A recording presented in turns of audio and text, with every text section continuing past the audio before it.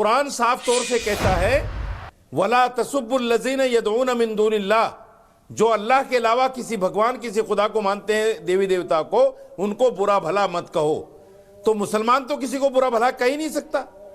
ये जो हमारी हमदर्द पार्टियां हैं, ये जो हमारी सो-कॉल्ड सेकुलर पार्टियां हैं, ये मुसलमान का नाम लेकर मुसलमानों को वोट लेने के लिए इस तरह की बातें करती हैं। हाँ, रत्नाकर त्रिपाठी, मेरे लिए रोड मैप क्या है इनके पास? अब ना ऐश्वर्य जी, रोड मैप क्या है इनके पास? वो रोड मैप चलिए मैं गांधी से शुरू करता हूं। गांधी जी के बारे में बोला सुधांशु जी, मुझे बताया जाए।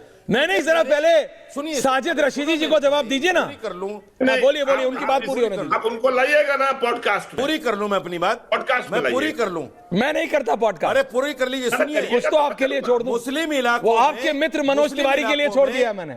सुनिए, वो आजकल पॉडकास्ट करते हैं। अरे सुनो भाई, नेता लोग कर रहे हैं, हम कहां करेंगे? सुनिए, सुधांशु जी, मुस्लिम इलाकों में इन सेकुलर पार्टियों ने ना कोई अच्छा हॉस्पिटल दिया, ना कोई अच्छा स्कूल दिया, ना मुस्लिम बच्चों को आगे बढ़ने दिया, ना इनको सही से टिकट दिया। आज लोकसभा में, विधानसभा में मुसलमानों की हालत क्या है? सुधांशु जी को बुलाओ। ये जवाब नहीं दे पाए। Okay, point taken. Ratnakar Tripathi, Sudhanshu ji also on है। बोलेगा मत। सोमनाथ दादा आ रहा हूं। जो इनकी गुलामी बोलिए। Thank you. 22 दिसंबर 2022 जितेंद्र सिंह ने पार्लियामेंट में बीजेपी एमपी कार्तिकेय शर्मा के सवाल पर बोला कि राम सेतु मौजूद नहीं है। राम विरोधी कौन हुआ? हम हुए। के मोहम्मद की बात की इन्होंने। अभी 1 दिसंबर 2025 को के मोहम्मद जी ने कहा कि भाजपा गवर्नमेंट का पिछले 11 साल का काल अंधकारमय रहा एएसआई के लिए। तीसरी बात, अब आप जो बात कर रहे थे गांधी जी की, जीवी केतकर साहब जो बाल गंगाधर तिलक जी के नाती थे, उन्होंने कहा 64 में कि मुझे गांधी जी की हत्या के बारे में, प्लान के बारे में पता था।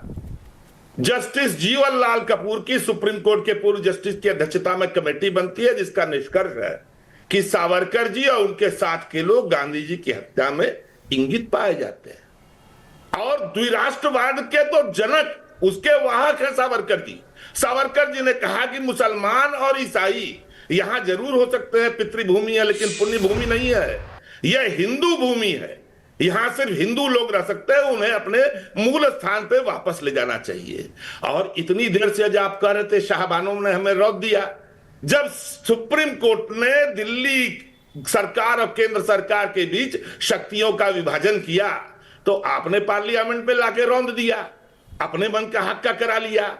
आप बहुत हिंदुत्व की पैरवी करते हैं। पालगढ़ साधुओं के हत्या के आरोपी काशीनाथ चौधरी को अभी आपने भाजपा में ज्वाइन कराया, हेमंत सरवा और अपने बीजेपी जिलाध्यक्ष के सामने बहुत हल्ला मचा, तो फडणवीस जी ने वापस ले लिया उसको। आप मुझे बताइए, निशिकांत दुबे जी ने कहा कि चीफ जस्टिस खन्ना जो है वो देश में गृहयुद्ध लाना चाहते हैं और धार्मिक संगठनों को भड़का रहे हैं। वो भी तो किसी न्याय की व्यवस्था के तहत ही हुआ था ना, किसी मुकदमे के फैसले के बाद। आप किस बात की बात करेंगे? अरे सावरकर की बात करते हैं महाराज, जाइए सेलुलर जेल। आपने नाम सुना है पंडित राम रखा का? आपने नाम सुना है महावीर सिंह राठौर का? आपने नाम सुना है डॉक्टर दीवान सिंह काले पानी का? नहीं सुना होगा। ये वो लोग थे जो वहां अंग्रेजों का विरोध करते हुए, अनशन करते हुए मर गए। पंडित राठौर ने कहा कि मैं अपना, लेकिन रत्नाकर त्रिपाठी, मेरे को महावीर सिंह राठौर को जबरी दूध पिला के मारा मेरे को आप ये जो फ्लैश रिवीजन दे रहे हैं, दीजिए हिस्ट्री का। I am very grateful to you, but मुझे इतना तो बता दीजिए कि आपको और आपके पार्टी के नेता और नेत्रियों को दीपक से क्या दिक्कत है? उनकी मूर्ति। सोमनाथ भारती जी, एक हाईकोर्ट के सम्मानित जज के खिलाफ इंपीचमेंट आता है, ये 100 सांसद विपक्ष के इकट्ठे हो जाते हैं क्योंकि उन्होंने बोला दीपक जगाओ। इन्होंने कभी एक साथ इकट्ठे आए नौकरियों के लिए? सुधांशु त्रिवेदी जी से इनके नेताओं को कटघरे में खड़ा किया कि सुधांशु त्रिवेदी, तुम्हारी पार्टी ने बोला था कि इतने गांव में बिजली आएगी, इतने गांव में सड़कें आएंगी, इतने गांव में पानी आएगा, इतने युवाओं को नौकरी मिलेगी, हम ला रहे हैं तुम्हारे खिलाफ ये मोशन। कभी ये 100 सांसद इकट्ठे आए? नहीं। किस लिए आए? कि मंदिर में दीपक ना जले। विपक्ष में किस लिए हैं आप लोग? सरकार को कटघरे में खड़ने के लिए, सरकार को टाइट रखने के लिए, सरकार राइट लेफ्ट ना जाए। आप लोग तो खुद ही राइट लेफ्ट हैं, विपक्ष दिशा विहीन है, मतलब समूचा विपक्ष लीडरलेस है। And as a result Somnath Bharti ji, एक दीपक ना जागे मंदिर के आगे, उसके लिए 100 सांसद इकट्ठे हो जाते हैं, लेकिन आम जनता के विषय के लिए नहीं Somnath ji. It's a reality. Ratnakar ji अभी काम डाउन। सोमनाथ दादा।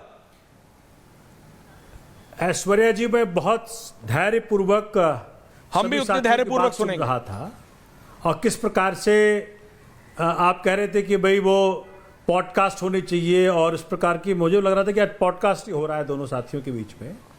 देखिए, भाजपा जो हिंदूवादी होने का जो ढोंग रचती है, ढोंग, बीफ बेचने में भाजपा का नेता रिकॉर्ड बनाते हैं, एक्सपोर्ट करने में, शराब जगह जगह शराब की दुकानें खुले, भाजपा के हर राज्य में हो रहा है। यूपी चले जा, हरियाणा चले जा, पार्टी शराब की बात करते हैं, दिल से नहीं जाता ना Somnath dada. Sorry, I just have to make this remark.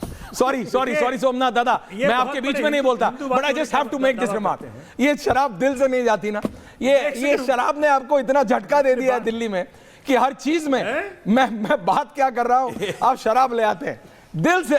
आपने दिल्ली भाई शराब बाय वन बोतल पे बोतल फ्री ने इतना बड़ा झटका दिया तो भाजपा कि दिल से नहीं जाती शराब। ओके, ओवर टू यू, बोलिए। सॉरी, मैं इंटरवीन नहीं करना। स्पोर्ट्स कॉम्प्लेक्स में जहां युवा जाता हो, महिलाएं जाती हो, वहां शराब बेच रहे हैं। ये दूसरी बड़ी बात सुनिए, ये बड़े राष्ट्रभक्त होने का दावा करते हैं।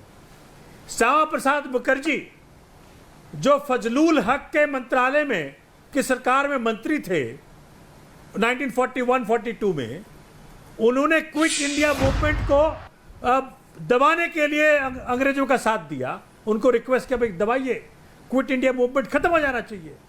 जिन्होंने 52 साल तिरंगा नहीं फहराया अपने हेडक्वार्टर पे, जिन्होंने जनगण मन को आधिकारिक रूप में ऑब्जर्वर, जो इनका माउथ पीस आरएसएस का, उसमें कहा भाई आइटम ऑफ एंटरटेनमेंट है, अब उनसे हम लेंगे सर्टिफिकेट देशभक्ति का। जिनके खाते में आज, भाजपा के खाते में आधिकारिक रूप में 10,000 करोड़ इकट्ठा हुआ है। ये पैसा कहां से आता है जनाब? तो ये जो सर्टिफिकेट बांटते फिरते हैं ना, देश को बर्बाद करने में भाजपा ने कोई कसर नहीं छोड़ी। और आज पूरा हिंदुस्तान देख रहा है कि जब ऐश्वर्या जी के शो में कोई चर्चा होता है तो एजुकेशन की क्या स्थिति है उस पर नहीं होता, बच्चों को कितनी नौकरी मिली और नौकरी क्यों नहीं मिली उस पर नहीं होता, स्वास्थ्य सेवाओं का क्या हालत है उस पर नहीं होता, महिला सुरक्षा क्या हालत है उस पर नहीं होता, दिल्ली में प्रदूषण से लोग मरे जा रहे हैं उस पर नहीं होता। किस पे होता है? ऐसा कोई ना कोई मुद्दा निकाल लीजिए जिससे हिंदू मुसलमान का एजेंडा इनका सफल होता दिखता हो, उस पर करिए डिबेट।